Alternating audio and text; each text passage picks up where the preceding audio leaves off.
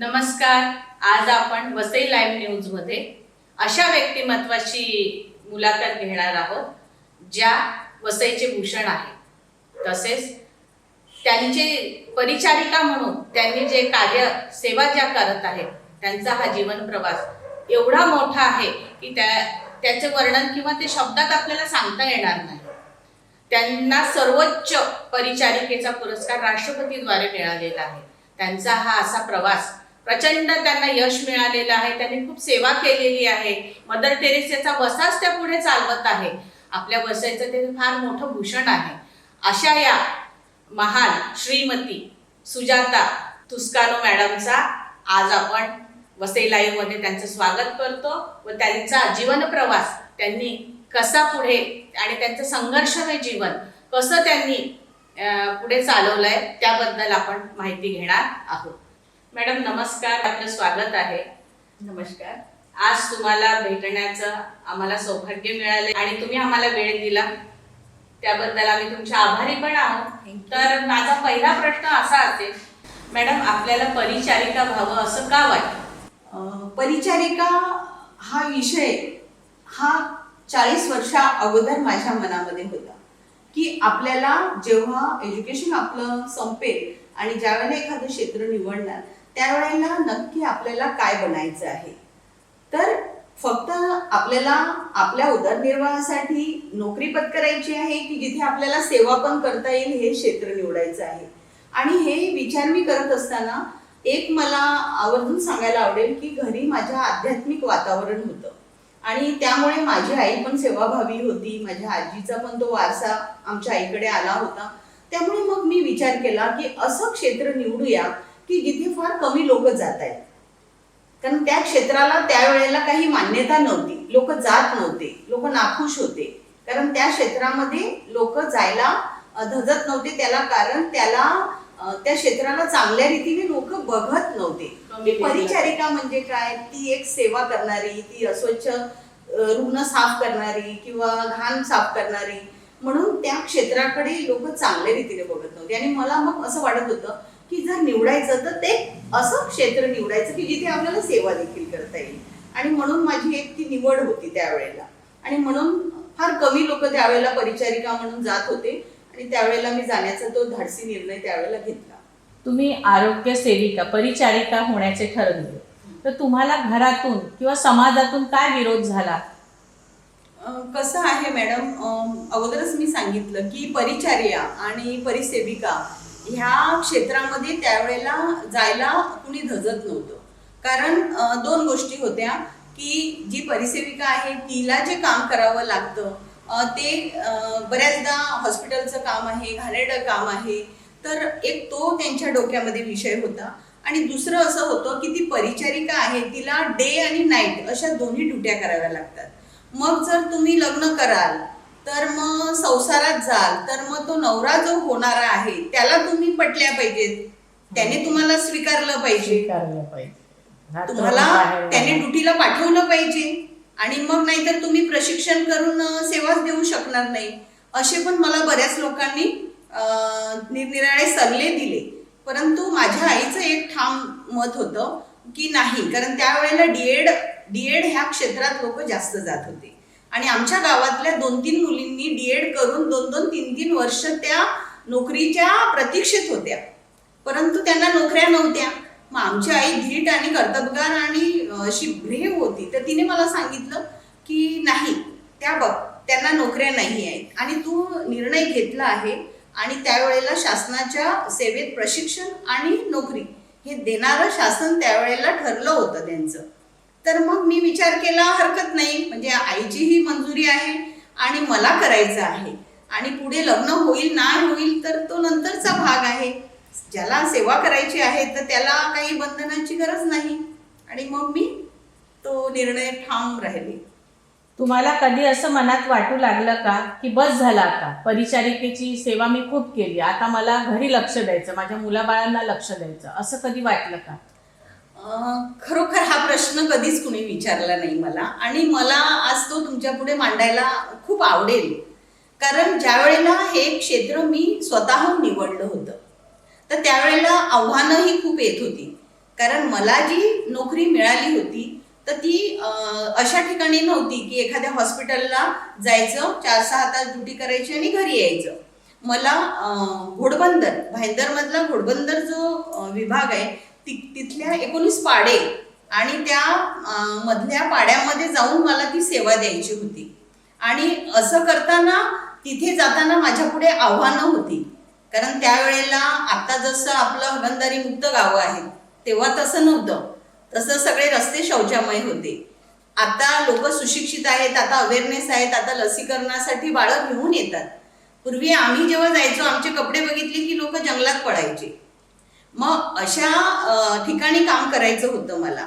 आणि जिथे आता औषधोपचार आपण लगेच करतो, पण त्यावेळेला बुवाबाजी अंगारे धुपारे करत होते. मग अशा वेळेला मला वाटायचं अरे मला किती आव्हानं आहेत, किती मला काम करायचं आहे.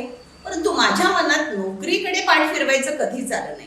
कारण मी ती सेवा स्वीकारली होती आणि मला ती आवडली होती. आणि माझ्या मनात कुठेतरी मला असं वाटत होतं की त्यावेळेला शासन एकीकडे सांगत होतं की 2000 साली सगळ्यांना आरोग्य आपल्याला द्यायचं आहे, पण त्यावेळेला इम्प्लिमेंटेशन होण्यासाठी तसे काही ठोस परिणाम मला दिसत नव्हते. आणि मग मला असं वाटत होतं एक छोटासा भाग म्हणून शासनाचा मी ह्या कार्याला जर सुरुवात केली तर कुठेतरी ते कार्य मी हळूहळू मोठ्या प्रमाणात करू शकेन. आणि म्हणून तो विषय माझ्या मनात कधीच आला नाही की आता आपल्याला इथून थांबायचं आहे. कारण त्यावेळेला प्रवास करत असताना ट्रेनचाही प्रवास होता आणि बसेसची फ्रिक्वेन्सी फार कमी होती. त्या पाड्यावर जायला बऱ्याच अंतर चालायला लागायचं.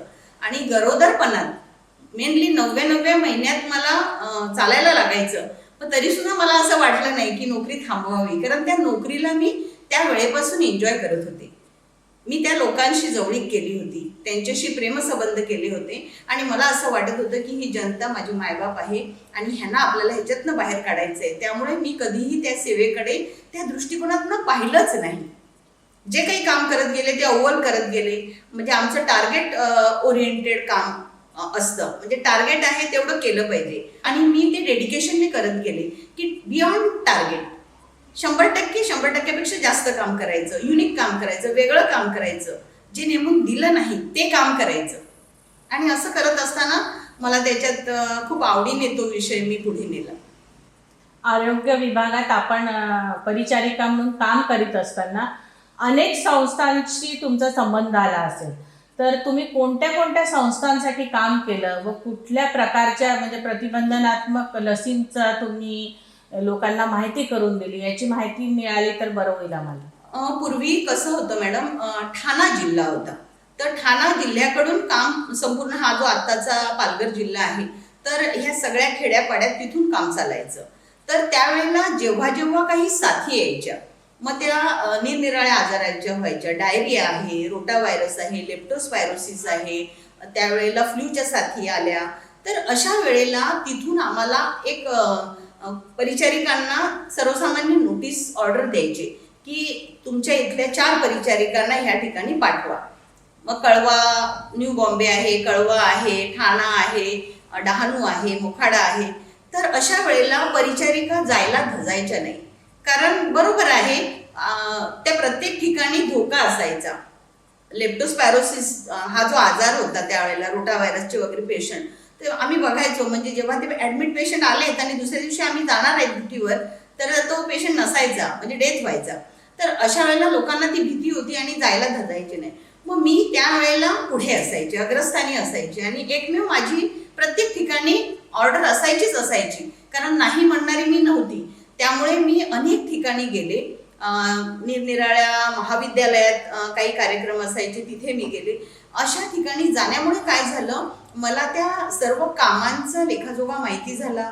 ते काम कशा प्रकारे केलं जातं, टीम वर्क कसं असतं, प्राथमिक उपचार कसे असतात आणि क्युरेटिव्ह ट्रीटमेंट कशी दिली जाते, त्यानंतर त्यांना पुनर्वसन कसं केलं जातं, ह्या सगळ्या गोष्टी कळता कळता मला निव्वळ ठाणा सिव्हिलच नव्हे तर आमचं नाशिक प्रशिक्षण केंद्र आहे, पुणा प्रशिक्षण केंद्र आहे, इव्हन मला the trade nurses association of India ह्या ठिकाणी सुद्धा मला चांगलं 14 दिवसाचं प्रशिक्षणासाठी दिल्लीला राजधानीने पाठवलं. मला वाटते मी एकमेव असेल की जाण्या येण्याचा खर्च, राहण्याचा खर्च सर्व युनिसेफने केला. मला तिथे प्रेझेंट काही गोष्टी करायला मिळाल्या आणि तिथे मी अव्वल आल्यामुळे माझा बॉम्बेमध्येही सत्कार झाला. आणि असं करत असताना अनेक संस्था आणि संघटनाबरोबर मी जोडले गेले.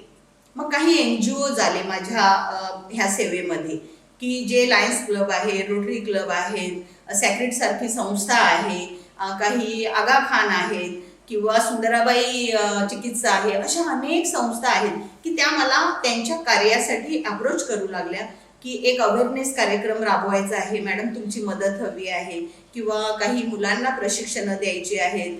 तर हे मी माझ्या सेवेत लागल्यापासून सुरुवातीपासून करत होती. कारण एक महत्त्वाचा लक्ष गट म्हणजे शालेय बालकं, आणि त्यांना जेव्हा आपण ते महत्त्व देतो त्या किशोरवयीन मुलींना, मुलांना किंवा कॉलेजच्या मुलांना, तर ते पुढे नेणार आहेत. तो एक महत्त्वाचा लक्ष गट आहे आणि तो मी हेरला आणि माझं प्रशिक्षणाचं काम आहे ते तिथून सुरू झालं आणि आज मी मोठ्या लेवलला ते काम करते आहे. ऑनलाईन वेबिनार, सेमिनार घेते आहे, निरनिराळी प्रशिक्षणं निरनिराळ्या विषयावर मी सविस्तर पुढे सांगेनच. तर आज मी ते काम खूप मोठ्या जोमाने करते. करोनाच्या काळात जेव्हा लोकांमध्ये संभ्रमावस्था होती त्यावेळेला घरून किंवा समाजातून तुम्हाला विरोध झाला का? तुम्ही तेव्हा अगदी पुढे होऊन लोक कसे वाचतील, त्यांचे प्राण कसे वाचतील, त्यांना तुमची मदत कशी मिळेल हे तुम्ही बघत होता, तेव्हा म्हणजे काय परिस्थिती होती? कोरोना हा आजार म्हणजे आपल्या सगळ्यांच्या आयुष्यात जो आपण पहिल्यांदा अनुभवला एक पेंडेमिक काय असते म्हणजे ती आणीबाणी, ते युद्धच आहे, पण ते त्या रोगजंतूंचं युद्ध आहे. आणि अशा वेळेला त्या व्हायरसच्या युद्धाला एका माणसाने काम होत नाही. आता तुम्ही सांगाल की हा कोरोना आला त्यावेळेला परिस्थिती तुम्ही काय अनुभवली, आम्ही काय अनुभवली, ही निरनिराळ्या मीडियातनं वगैरे आपण पाहिली. गावाच्या वेशी बंद केल्या, कोणी कोणाच्या घरी जायचं राहिलं, बरोबर. पण आम्हाला त्या ठिकाणी त्या मैदानात उतरणं गरजेचं होतं, ते युद्धभूमी होती. परंतु माझ्यासाठी तिकडे एक आव्हान होतं की वयाच्या निकषात म्हणजे एक 50 वर्ष वय ज्यांचं आहे, ज्यांना काही कोमॉर्बिड आजार आहेत, त्यांना तिकडे परवानगीच नव्हती. आता मला तर दुर्धर आजार होता, मला मॅलिग्नंट कॅन्सर होता आणि अशा अवस्थेमध्ये मी तर जाऊच शकत नव्हते. आणि वयात मी तर माझं वय आता 57 संपलेलं आहे, तर मी त्या वयाची पण सीमारेषा ओलांडली होती. त्यामुळे 53, 54, 55 मध्ये मी काम करू शकणार नव्हते असं आमच्या शासनानेच सांगितलं होतं की अशा व्यक्तींनी, कारण त्यांना अजूनही आमचा त्रास होता की अशी लोक आले तर त्यांना अजून सांभाळणं त्यांना जिकरीचं होतं. परंतु मी विचार केला की मी एक सिनियर परिचारिका आहे, मला अवेअरनेस कार्यक्रम कसा करायचा आहे तो माहिती आहे, मी चांगल्या प्रकारे समुपदेशन करू शकते आणि उपचार देखील करू शकते, तर मी घरात बसणार नाही. मी कुटुंबाने मला कोणीही रोखलं नाही, कारण त्यांना माहिती आहे की ही काम करणारी आहे, ती गप्प बसणारीच नाही, ती सुट्टीच्या दिवशी घरी बसत नाही, ती आता कशी बसेल. मग मी जोमाने कामाला लागले. मॅडम, जे लोक पहिले परदेशातनं आले त्यांना आयडेंटिफाय करणं, त्यांच्या घरी जाणं, त्यांना प्रेमाने समजवणं, कारण लोक सगळ्यांच्या नजरा त्यांच्या घराकडे म्हणजे एका वेगळ्या दृष्टीने बघत होत्या की अरे तो आलाय का, मग त्याने कोविड घेऊन आला असेल. मग त्यांना, त्यांच्या शेजाऱ्यांना, त्यांना सगळ्यांना समुपदेशन करणं, जो आलाय त्याचं ट्रॅकिंग करणं, जो आला आहे ज्याला काही साईन सिम्पटम आहे त्याला संदर्भ सेवा देणं आणि त्याच्या घरातल्या इतरांचं अँटीजन टेस्ट करणं, ही कामं सुद्धा मी केली. त्यावेळेला पूर्ण तुम्हाला तर माहिती आहे कर्करोगाच्या ट्रीटमेंट नंतर घामाघूम होतो माणूस. मला तर इतका घाम यायचा रेडिएशन घेतल्यामुळे, तर ते PPE घालायचो आम्ही, मास्क बांधायचो आणि ऑलरेडी युनिफॉर्म, त्यामुळे अक्षरशः बेचैनी व्हायची. परंतु आम्ही थांबलो नाही. त्यानंतर हळूहळू वॅक्सिन आलं. सुरुवातीला लोकांनी वॅक्सिन घ्यायचं नाही म्हणून ठरवलं, परंतु त्यांना समजवणं, जेव्हा नवीन एखाद्या शासनाच्या वॅक्सिन किंवा औषधांची ज्या वेळेला आपल्याला लोकांना माहिती द्यायची असते त्यावेळेला लोकांना प्रथम त्यांना गटागटातनं मार्गदर्शन करावं लागतं की हे सगळं निकषात पारित होऊन आलेलं आहे, हे चांगलं आहे, हे आपलं जीवदान देऊ शकतं, तर हे तुम्ही घ्या, मी घेतलेलं आहे, असं करून त्यांना देण्यासाठी मी पुढे आले. त्यांचे मेळावे घेतले. त्यानंतर अशी जी काही लोक होती की जी पॅलेटिव्ह केअर म्हणजे वृद्धाश्रमामध्ये 5 वृद्धाश्रमात असे जवळजवळ 80-84 लोक होते की जे बेडवरच आहेत. आता तुम्ही मला सांगा, चांगली व्यक्ती घ्यायला घाबरते की मला काही झालं तर, मग त्यांना काही झालं तर त्यांना पण तर काही होऊ शकत होतं. परंतु त्यांना चांगल्या प्रकारे समुपदेशन करून त्या सगळ्या लोकांना कोविडचं इंजेक्शन देण्यात मला यश आलं. आणि दुसरी गोष्ट, त्यांना इंजेक्शन तर दिलीच, परंतु त्यांची 3ही बूस्टर डोस पर्यंत त्यांना ती इंजेक्शन आम्ही दिली. आता त्यानंतर एक प्रश्न आला की जी लोक भटके आहेत, आता तुम्हाला प्रत्येकाला तुमचं आधार कार्ड मागत होते, तुमचं प्रूफ मागत होते, त्यांच्याकडे तर काहीच नव्हतं. मग त्यासाठी सुद्धा आमच्या शासनाकडून परवानगी घेऊन आम्ही एक मोबाईल गाडी तयार केली. त्या प्रत्येक भिकाऱ्याचे, भटकंती करणाऱ्याचे आम्ही फोटो काढले, त्याचं नाव लिहिलं, त्याची लिस्ट तयार केली आणि त्याचा जो काही पत्ता आहे सध्याचा तो घेतला आणि त्या प्रत्येकाला, त्या वंचिताला आम्ही कोविडचं इंजेक्शन दिलं. म्हणजे कोविडमध्ये 100% काम केलं. प्रत्येक वेळेला तुम्हाला पंखाच आहे, लाईटच आहे, एसीच आहे, रूमच आहे नाही, मग पाऊसच आहे, थंडीच आहे, वारा आहे नाही. जिथे मिळेल, ज्या ओट्यावर, ज्या शेतात जिथे मिळेल तिथे तंबू ठोकला. जे काही लोक आपल्याकडून परप्रांतीय इथे मायग्रेशन कामासाठी येतात त्यांना सुद्धा आम्ही रात्री जाऊन, कारण ते कधी सकाळी 6ला बाहेर पडतात, संध्याकाळी 7ला येतात, मग आम्ही रात्री 9ला जाऊन त्यांचे मेळावे घेऊन त्यांना उपचार केले. अशा तऱ्हेने कोविडमध्ये छानपैकी आम्हाला परमेश्वराने संधी दिली सेवा करायची. क्षयरोग मुक्तीसाठी आणि मनोरुग्ण मुलांसाठी तसेच वृद्धांसाठी आपण आतापर्यंत काय काय केलं? मॅडम, क्षयरोग, कुष्ठरोग हा आजार जो आहे तर तो आजार 100% बरा होणारा आजार आहे. आणि त्या आजाराचे जे रुग्ण असतात तर ते सगळ्या निरनिराळ्या, म्हणजे आपण म्हणतो की गरिबीत आहे, श्रीमंतीत नाही, असं नाही, त्या प्रत्येक थरामध्ये आढळत असतात. परंतु कुठेतरी तो रोग आहे तर तो लवकरात लवकर ओळखता आला पाहिजे. मग त्यासाठी त्याची काही चिन्ह लक्षणं आहेत. तर मला सुरुवातीपासूनच खेड्यापाड्यात त्या काम केल्यामुळे तिथले खंगलेले लोक, वजनाने जे कमी आहेत, ज्यांना खोकला आहे, ज्यांना ताप येतो आहे, ज्यांचं वजन घटते आहे, अशा रुग्णांचा मी शोध घेत गेले. आणि ते इतकं मला अंगवळणी पडलं की तो विदाऊट एक्सरे मला कळायचं की हा रुग्ण क्षयरोगाचा असू शकतो. एखाद्याला चट्टा आहे तर तो न लाजता न घाबरता त्याला सांगू शकतो आपण. मी त्यांना सांगायची की हा घाबरू नको, हा वाढण्या अगोदर आपण ह्याला उपचार करू, फक्त 6 महिने औषध आहे आणि औषध विनामूल्य आहे, औषधाने बरा होतो, असं सांगून अनेक क्षयरोगी, म्हणजे मला आज सांगायला तुम्हाला आवडेल की काही असे जोडीमधून आणलेले क्षयरोगी ते त्यांच्या पायाने चालत गेले.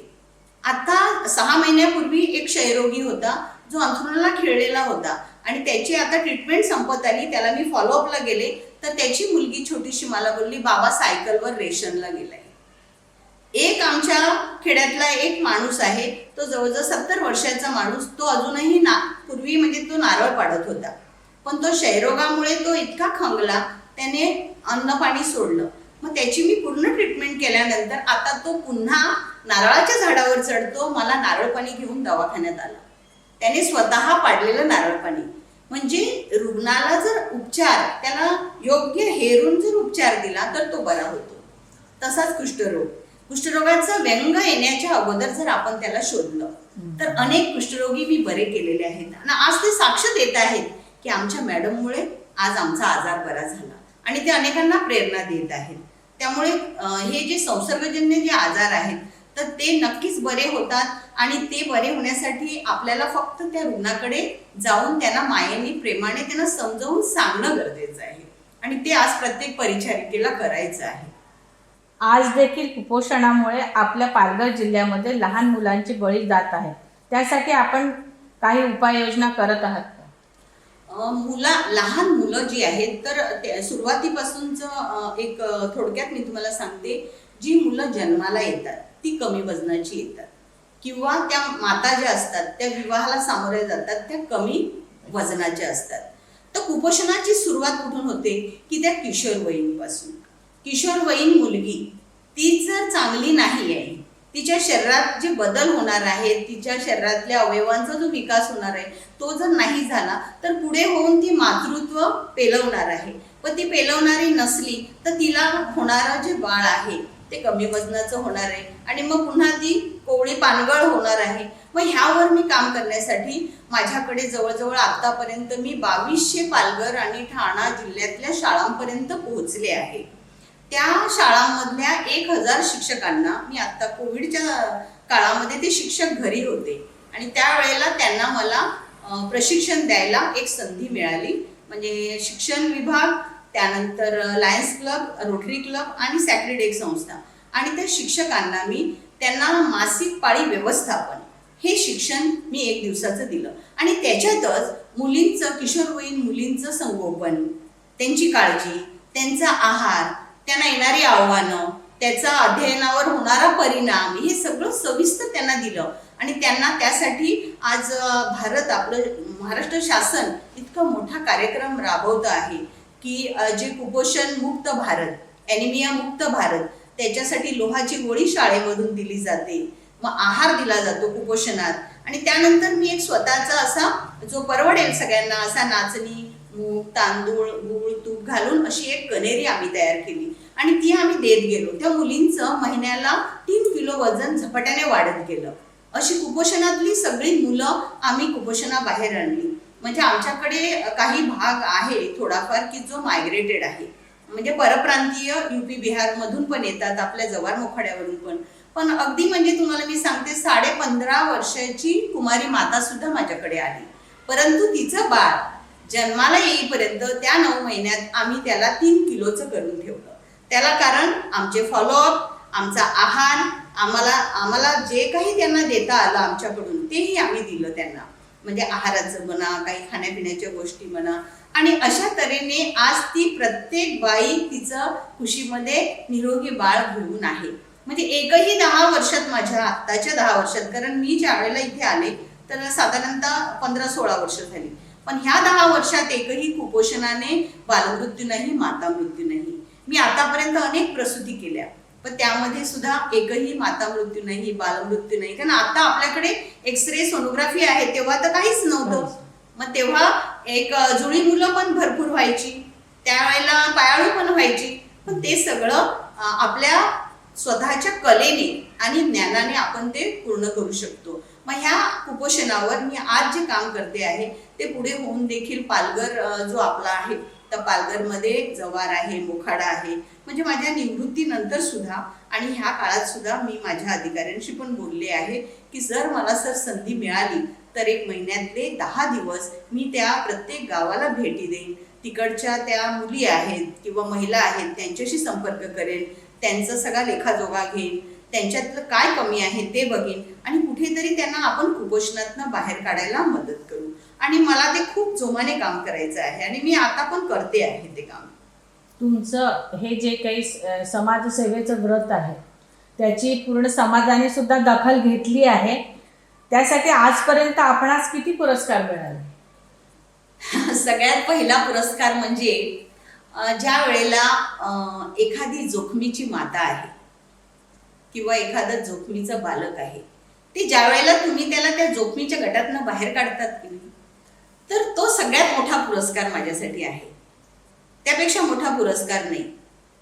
अशा लहान बालिका ज्यांना राक्षस गर्भ म्हणून फेकून दिलं होतं, त्या नको आहेत आम्हाला, परंतु त्यांना मी उचलून मुंबईला, अंधेरीला, ब्रह्मकुमारीला स्माईल फाउंडेशन कडून, ज्याला आपण क्लेफ्ट पॅलेट म्हणतो, ओठ आणि टाळू चिकटलेली, त्यांचे चेहरे विद्रूप झालेले होते, तर ते पूर्ववत आणले. त्यांना फॉलोअप दिला 1.5 वर्ष, कारण त्यांच्यावर जवळजवळ 10 ते 15 डॉक्टरांची टीम काम करते. सोपं नाही त्या खेड्यातल्या एखाद्या लाभार्थ्याला, त्याच्या आईला, त्या बाळाला त्यांची रोजीरोटी सोडून त्यांना घेऊन जाणं. आणि ज्या वेळेला त्यांचे चेहरे पूर्ववत झाले आणि आता त्या जवळजवळ 12 ते 15 वर्षाच्या बालिका आहेत, अशा 3 बालिका आहेत आणि त्या जेव्हा त्या बालिका मला आई म्हणतात ना, तो माझ्यासाठी सगळ्यात मोठा पुरस्कार आहे. आणि बाकी पुरस्कार जर तुम्ही म्हणाल तर मी सेवा करत असताना सगळ्यात पहिलं म्हणजे मी ज्या वेळेला परिचर्या प्रशिक्षण, ज्या वेळेला मी यशस्वी म्हणजे मी मेरिटला आले त्यावेळेला, तर मला मातृसेवा संघ नागपूर येथून विमलाबाई आपटे पुरस्कार मिळाला, त्यानंतर कमलाताई होस्पेट पुरस्कार मिळाला, ट्रेन नर्सेस असोसिएशनने मला गौरवलं, आमच्या सिव्हिल हॉस्पिटलने गौरवलं आणि त्यानंतर मग ठाणा महापालिका आहे, कळवा महापालिका, न्यू बॉम्बे, त्यानंतर मग आपल्या वसई तालुका आहे, महाराष्ट्र शासनातर्फे आरोग्यमंत्री दौलतराव आहेर त्यांचा एक पुरस्कार आहे. नंतर मुंबईला सावित्रीबाई फुले पुरस्कार मला एकता कल्चरल अकॅडमीने दिला. असे अनेक पुरस्कार मला मिळाले. कोविडमध्ये काही पुरस्कार मिळाले आमच्या जिल्ह्याकडून आणि गावातले लोकांनी बरेचसे पुरस्कार दिले.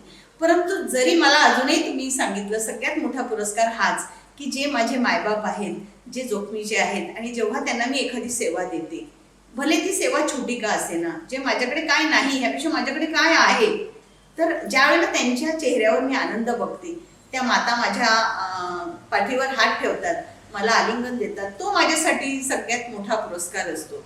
आणि त्यापेक्षा मोठा पुरस्कार मला नाही वाटत कुठला असू शकतो. आपल्याला मिळालेल्या पुरस्कारांची श्रेय आपण कोणाला देतो? जेव्हा पुरस्कार मिळतो, आता मला ह्या आपला 2022चा जो राष्ट्रीय पुरस्कार फ्लॉरेन्स नायटिंगेल पुरस्कार जो त्यांच्या नावाने दिला गेला, तर हा पुरस्कार समर्पित आहे. त्याच्यावर माझ्या एकटीचं नाव नाही.